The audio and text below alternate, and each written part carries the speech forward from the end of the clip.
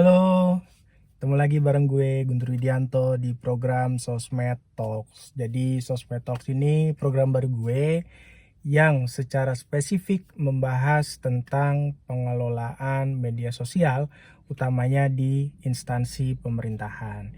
Nah, buat lo yang baru aja mengunjungi channel gue atau akun YouTube gue, silahkan di subscribe dan jangan lupa diaktifin tombol notifikasinya. Oke, jadi di episode kali ini gue mau bahas tentang konten gue. Jadi beberapa waktu lalu gue sempat collab dengan Kang Dimas. Jadi Kang Dimas ini salah satu pengelola medsos instansi pemerintahan yang gue respect banget dengan beliau.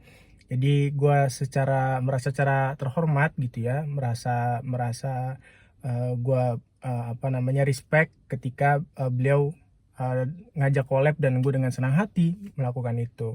Nah, pada saat itu gue ditanya bagaimana cara menghadapi pimpinan yang dia senang tampil di media sosial instansi pemerintahan. Jadi memang kan kita tidak bisa pungkiri ya, beberapa pimpinan memang perlu itu, perlu untuk tampil, perlu untuk dikenal supaya nanti dapat attention dari publik dan paling tidak dikenal oleh publik. Nah, di situ ya biasalah ya, pro kontra itu biasa. Cuman gua garis bawahi adalah apa yang gue sampaikan itu adalah pure apa yang sudah gue lakukan selama hampir 10 tahun jadi pengelola media sosial instansi pemerintahan. Mungkin aja beda dengan apa yang lo pelajari di buku dan lain sebagainya, cuman ya itu yang gue pelajari, itu yang gue lakukan, itu yang gue kerjakan. Dan alhamdulillah sejauh ini bisa mengantarkan gue untuk membantu instansi meraih beberapa penghargaan baik skala regional maupun nasional dalam hal pengelolaan media sosial itu sendiri. Nah, kembali gue mau jelasin bahwa yang namanya kan gini, banyak orang yang dalam tanda kutip mengharamkan ya untuk pimpinan kita tampil di media sosial instansi. Kalau gue berpandangannya gini, menurut gue boleh-boleh saja mereka beliau-beliau ini tampil asal ada substansi atau manfaat yang diperoleh masyarakat.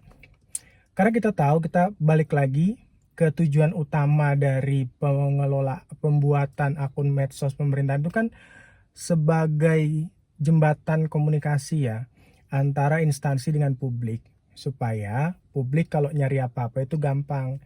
Kalau publik cari informasi cara bikin KTP, nah di medsosnya ada. Ketika publik nyari cara gimana sih perpanjang perpanjang atau bayar pajak kendaraan bermotor, nah itu di medsosnya ada. Maka sebisa mungkin hal-hal yang tidak substantif dan informatif dan tidak bermanfaat untuk publik itu dikurangi.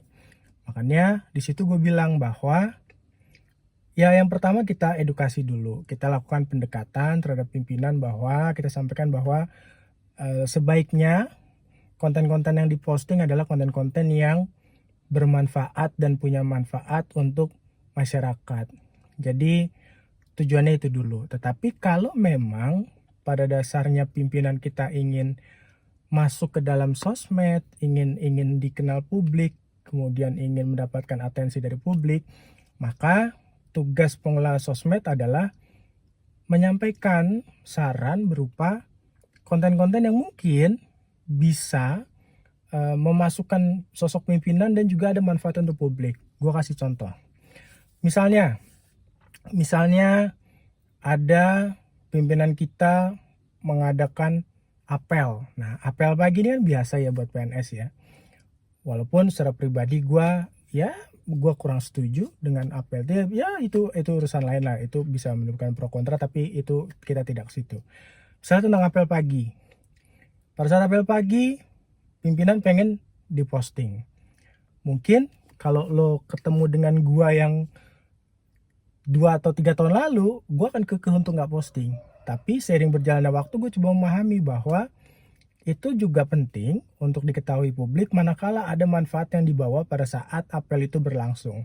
Misalnya, pada saat apel, pimpinan menyampaikan bahwa nanti di hari Sabtu kita ada layanan ke kecamatan.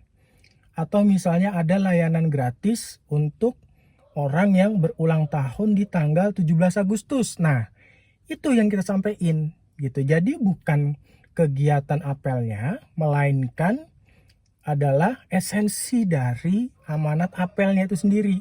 Bahkan untuk takaran misalnya pimpinan kita cuma bilang ya kalau kalian misalnya jadi PNS itu harus disiplin, kerja keras dan lain sebagainya. Nah itu bisa juga kita masukin, tetapi tetap yang menjadi topik utama adalah poin yang disampaikan, bukan kegiatannya. Jadi ingat ya, poinnya ada nggak kebermanfaatan untuk publik, bukan dari kegiatannya. Gue kasih contoh real ya. Beberapa hari lalu kantor gue ngadain pelatihan budaya prima. Jadi pelatihan budaya prima ini pelatihan untuk meningkatkan kapasitas pegawai supaya pelayanan yang diberikan lebih baik lagi. Gue coba olah nih angle-nya.